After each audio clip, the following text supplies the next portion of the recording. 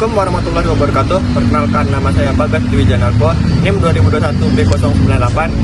Kali ini saya akan mendefinisikan apa itu bangunan tanggul. Bangunan tanggul adalah konstruksi yang bertujuan melindungi wilayah dari banjir. Fungsinya untuk menahan air sungai agar tidak meluap ke daratan. Lokasi dari bangunan tanggul ini berada di Abian Tubuh, Kota Mataram, di sebelah Rumah Sakit Umum Provinsi Nusa Tenggara Barat. Perkenalkan, nama saya Adi Agustiawan dengan NIM 2021-D1B092. Di sini saya akan menjelaskan dimensi dari bangunan tanggul di depan dan di belakang saya. Dimensi tanggul ini mempunyai berbagai macam ukuran.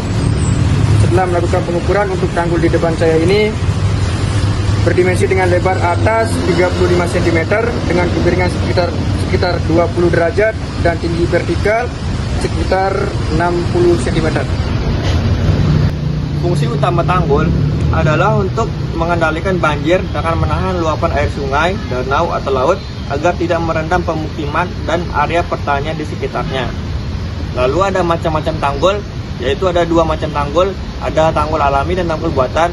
Di sini contohnya ada tanggul buatan dan di sana juga buatan. Masalah yang diatasi oleh bangunan tanggul utama mengatasi masalah banjir dengan mencegah air meluap dari sungai atau laut ke daratan.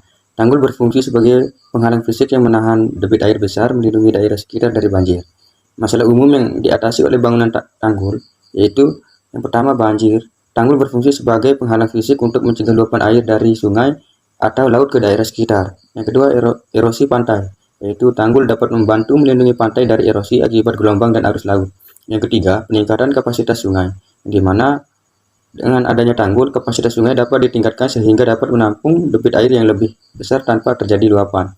Yang keempat, reklamasi lahan, yaitu tanggul dapat digunakan untuk mereklamasi lahan dari laut dan menciptakan lahan baru untuk berbagai keperluan.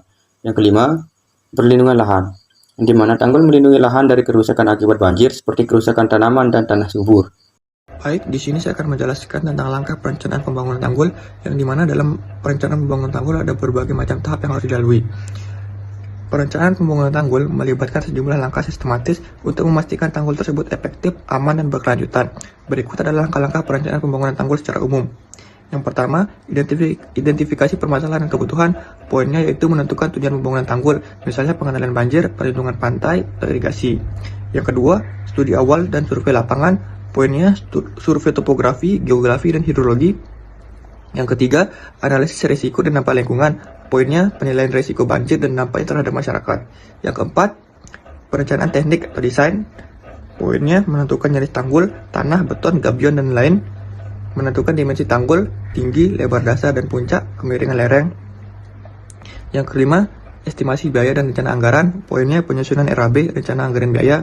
Yang keenam, perizinan dan persetujuan. Poinnya mengurus izin lingkungan dan konstruksi, koordinasi dengan pemerintah desa dan instansi terkait seperti PU, BBS, atau DLH. Yang ketujuh, pelaksanaan konstruksi. Yang kedelapan, monitoring dan pemeliharaan. Poinnya pemantauan pasca konstruksi, retakan, penurunan tanah, kebocoran, pemeliharaan rutin, perbaikan, pembersihan saluran. Bangunan tanggul adalah kegiatan yang bertujuan untuk menjaga keandalan dan fungsi tanggul agar tetap berfungsi dengan baik dan mencegah banjir dan melindungi wilayah sekitarnya.